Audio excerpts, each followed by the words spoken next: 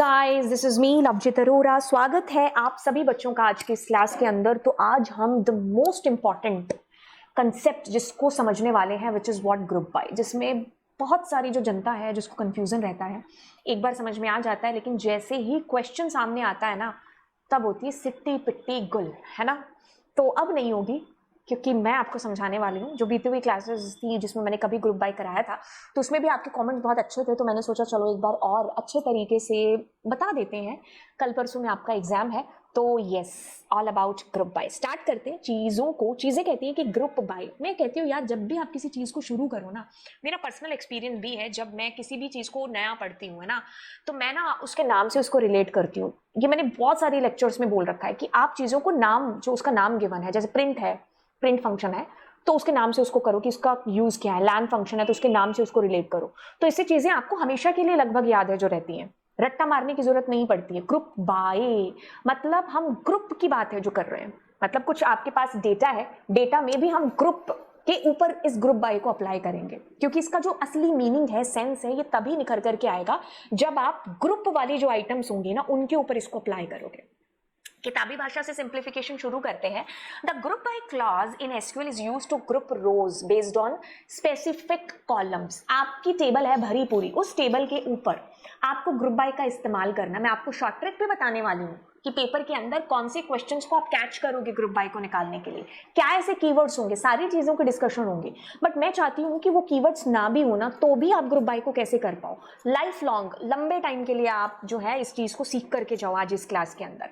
कैसा भी क्वेश्चन आ जाए, बस आपको ऐसे लगे कि लवजीत मैम ने कान में आके आंसर हमें बता दिया, बस मैं ऐसा चाहती हूँ। ग्रुप बाय मैंने क्या कहा, या इस किताब की जो परिभाषा है उसने क्या कहा, यूज टू ग्रुप रोज, मतलब रोज की ग्रुपिंग है जो हम करा रहे हैं। कुछ स्पेसिफिक कॉलम्स होंगे जहां पर वैल्यूज बार बार आ रही होगी। जैसे मान लीजिए मैं जेंडर का एक कॉलम है जिसकी बात करूं, जिसमें मेल फीमेल बार बार है जो आ रहा है, तो अब मुझे ग्रुप इसके ऊपर लगाना है कि मुझे मेल का ग्रुप अलग, फीमेल का अलग ग्रुप, मुझे काउंटिंग करानी है कितने मेल कितने फीमेल है।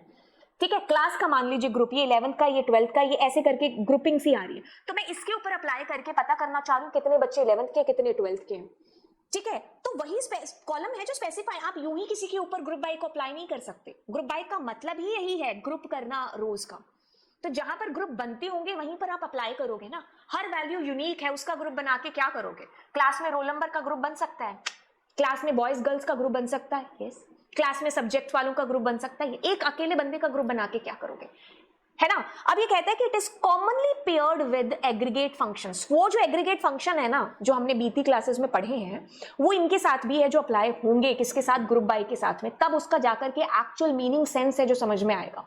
इसलिए हम इन सारे ग्रुप, इसलिए इन फंक्शंस को ग्रुप बाय फंक्शंस भी बोला जाता है और इनको हम ग्रुप बाय के साथ अप्लाई करते हैं, ताकि ग्रुप बाय लगाने का जो लॉजिक है, जो इंपॉर्टेंस है, जो महत्व है, जो सेंस बनता है, वो समझ में आए।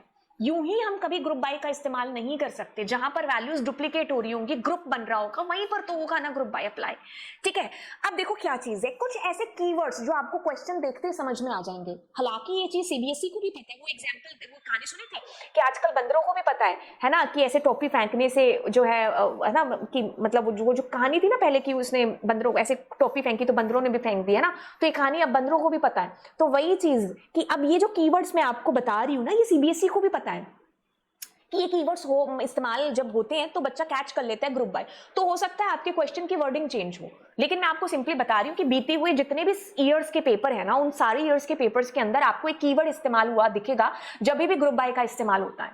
ठीक है, तो क्या होता है, या तो ईच शब्द लिखा होता है कि each category, each class, each section, इस तरीके से ईच डिपार्टमेंट, या फिर वाइज शब्द का इस्तेमाल होता है। कैटेगरी वाइज आप काउंट करके बताओ कितने बच्चे हैं, ईयर वाइज आप बताओ कि सबसे ज्यादा बारिश है जो कितनी हुई, या इस तरीके से, है ना। सिटी वाइज, रीजन वाइज, या ईच रीजन, ईच सिटी, ऐसे कीवर्ड्स का इस्तेमाल हुआ होगा मतलब क्वेश्चन के अंदर।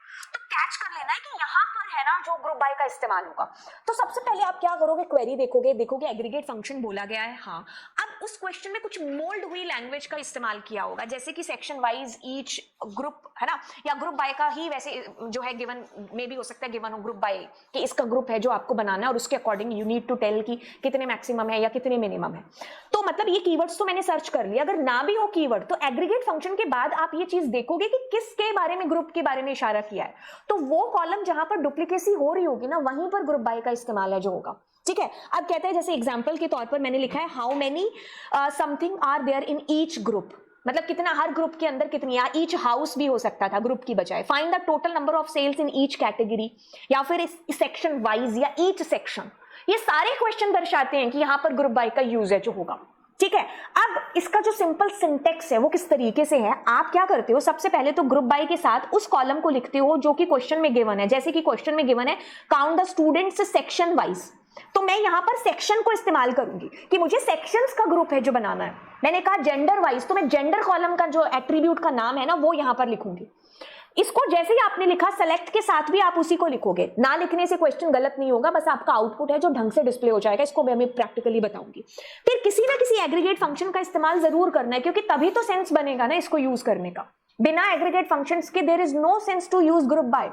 क्यों यूज करना चाहते हैं, तो हम एग्रीगेट फंक्शंस यहां पर लगाएंगे। अब फ्रॉम टेबल का नाम तो बेसिकली आएगा ही आएगा। तो ये एक बेसिक सा सिंटेक्स हो गया आपके पास में। अब मैं आपको स्टेप बाय स्टेप चीजें बता रही हूं कि आप कैसे नीट केयरफुली रीड करने वाले हैं। बट उससे पहले मैं आपको एक बार इस विंडो पर, ब्लैक विंडो पर लेकर के चलती हूँ। ये हमारी टेबल है। अब देखो मेरे को क्या जानना है, मैं यहाँ पर ना ऑप्शनल ये जो सब्जेक्ट है इसकी कैटेगरी वाइज ये जानना चाह रही हूँ कि कितने जो है ना बच्चे वो सीएस में है, कितने आईपी में है, that I want to know. तो मैं कैसे करूंगी, तो मैं यहाँ पर करूंगी, मैंने जैसे ग्रुप बाय का इस्तेमाल किया, ग्रुप बाय। ठीक है। अब मैंने क्या लिख दिया, ऑप्शनल। ध्यान से सुनना, ग्रुप भी उसी का बनेगा ना जिसका बन सकता है। आप रजिस्ट्रेशन नंबर में अगर सारी यूनिक वैल्यूज है तो आप रजिस्ट्रेशन नंबर का क्या ग्रुप है जो आप बनाओगे, है ना। तो मैंने कहा ऑप्शनल। अब जैसे ऑप्शनल आपने यहां लिखा ना, तो आप सेलेक्ट के साथ भी ऑप्शनल लिख दो।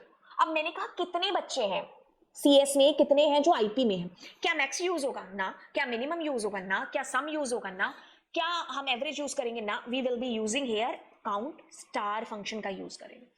मैं इसको अप्लाई कर रही हूं, तो अब आपको बता रहे कि सीएस में 5 बच्चे हैं, आईपी में 4 हैं। ऐसे बच्चे जिनको कोई सब्जेक्ट अलॉट नहीं हुआ है, दे आर व्हाट 2। तो इस तरीके से हमने क्या किया, यहां पर ग्रुप बाय का इस्तेमाल किया है। तो ग्रुप बाय के साथ में मैंने कहा ना, अगर आप मान लो ये ऑप्शनल ना यूज करते हैं यहाँ सेलेक्ट के साथ, तो आपका आउटपुट ऐसे डिस्प्ले होता, तो जिसमें आप कैटेगरी पता नहीं कर पाते कि सीएस की कौन सी, आईपी की कौन सी है। That is the main reason why कि जो भी आप ग्रुप बाय के साथ यूज करते हो उसको सेलेक्ट के साथ यूज किया करो, ताकि आपका आउटपुट ढंग से डिस्प्ले हो। ना यूज करने से क्वेश्चन गलत नहीं होगा। ठीक है, ये चीज। अब मैं यहाँ पर जो है ऐसा भी पता कर सकती हूँ, क्या मार्क्स नाम का जो कॉलम है, ठीक है, तो यहाँ पर मैंने कहा मैक्स। ठीक है, तो सीएस का हाईएस्ट इज 100, आईपी का हाईएस्ट इज दिस। और मैंने अगर यहाँ पर कहा कि सीएस और आईपी के मुझे जो है टोटल मार्क्स बता दो, तो सीएस वालों के इतने, इसके इतने। ठीक है, तो इस तरीके से आपके पास में ग्रुप बन करके है जो बेसिकली आया। तो इसका सेंस तभी निकलेगा जब आप उन कॉलम्स के साथ इसको अप्लाई करोगे जिसमें ग्रुप बन सकते हो। ठीक है, जैसे अगर मैं अपने इसको दोबारा लेकर के आऊं, अब यहाँ स्ट्रीम का भी ग्रुप बन सकता है कि साइंस स्ट्रीम में कितने हैं, ह्यूमैनिटीज में कितने हैं। तो व्हाट आई कैन डू, मैं यहाँ पर ग्रुप बाय स्ट्रीम लिखूंगी। ठीक है, और मैं यहाँ पर स्ट्रीम को लिख दूंगी। तो अब देखो मेरे पास में साइंस वाले जो सम, उनका सबका टोटल इतना है, कॉमर्स का इतना है, ह्यूमैनिटीज का इतना है, ऐसे जिनको लॉट ही नहीं हुई है उनका इतना है। तो ये कैटेगरी स्ट्रीम वाइज आपका जो है ग्रुप बन गया। अब यहाँ पर कोई भी एग्रीगेट लगाओगे वो उसी तरीके से काम करेगा जैसा उसका नेचर है। समझ में आई चीज कि ग्रुप बाय हमेशा ग्रुप वाली जो एट्रीब्यूट्स है ना वहीं पर अप्लाई होगा ग्रुप बनाने के लिए। क्या करना है, सबसे पहले तो ध्यान से देखो, जैसा इसका नाम सजेस्ट कर रहा है, group by means grouping similar data together for calculating. आप कोई भी एग्रीगेट फंक्शन का इस्तेमाल कर रहे होंगे तभी तो आप उसको ग्रुप बना रहे हो ना।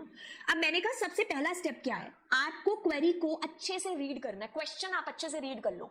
ठीक है, अब उस क्वेश्चन में क्या पूछा गया है आप उनको समराइज है जो करो, उसमें कौन से एग्रीगेट फंक्शन की बात करी है, अगर ग्रुप की बात करी है तो वो कॉलम्स में क्या रिपीटेटिव आइटम्स आ रही है कि नहीं आ रही है। तो आप क्या करोगे, identify if grouping is implied, कि कुछ कीवर्ड्स का इस्तेमाल हुआ है category wise, section wise, wise शब्द नहीं है तो ईच है, ईच नहीं है तो कुछ तो है जो ग्रुप को डिनोट है जो कर रहा है।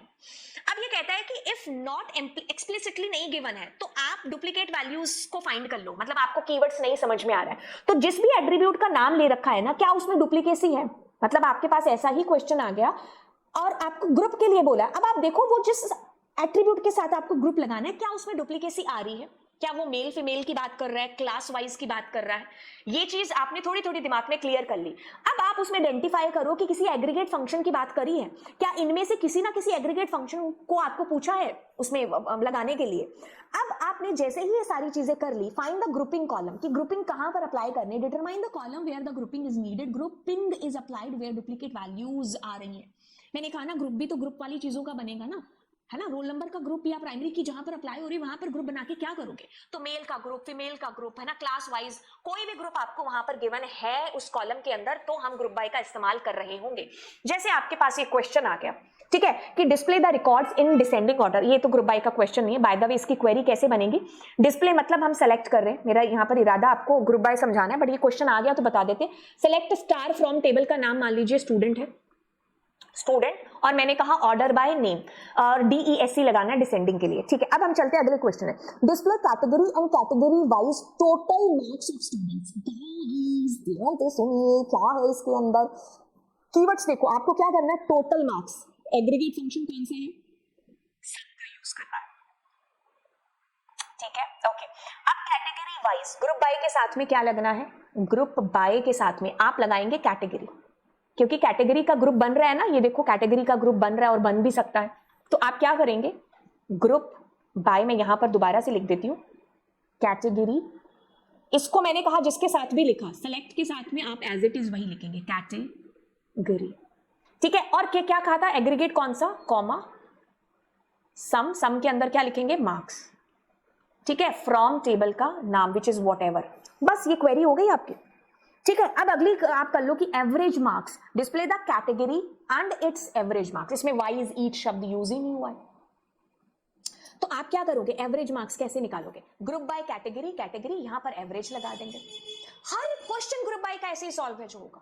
फिर आपके पास अगला है category, category wise highest marks, कुछ नहीं, यहां पर आप मैक्सिमम लगा देंगे। अब जैसे अगला कोई क्वेश्चन देखते हैं, इसमें है ईच सिटी, सिटी वाइज आपको बताना है टोटल नंबर ऑफ स्टूडेंट्स, तो कैसे कर रहे होंगे, ग्रुप बाय के साथ में आपके पास सिटी एट्रीब्यूट है, हाँ, एक तो एट्रीब्यूट देख लेना कि एज इट इज सेम आना चाहिए जो गिवन है, सिटी। अब यहां पर आपको क्या करना है, सिटी क्या करना था आपको, टोटल नंबर ऑफ स्टूडेंट्स करने थे ना, तो काउंट लिखेंगे आप, काउंट स्टार का इस्तेमाल कर लेना आप यहां पर, ठीक है, तो काउंट स्टार, दैट्स इट, हो गया आपका क्वेश्चन। अब आप ये सारे के सारे क्वेश्चंस को सॉल्व करेंगे और नीचे मुझे कमेंट सेक्शन में लिख करके बताएंगे कि आपने आंसर्स को सॉल्व कर लिया है, ठीक है। तो ये आपके पास ग्रुप बाय का फंडा था, शॉर्टकट था कि आप ग्रुप बाय को कहां पर अप्लाई करेंगे, तो जल्दी जल्दी मैंने आपको बता दिया। इनके जो भी आंसर्स हैं वो मैं खुद इस वीडियो के जो कमेंट सेक्शन होगा उसमें आपको डाल दूंगी, पहले आपने आंसर्स करने हैं, पोस्ट करने हैं, then you need to check आपके आंसर, वहां से आप चेक कर सकते हो, ठीक है।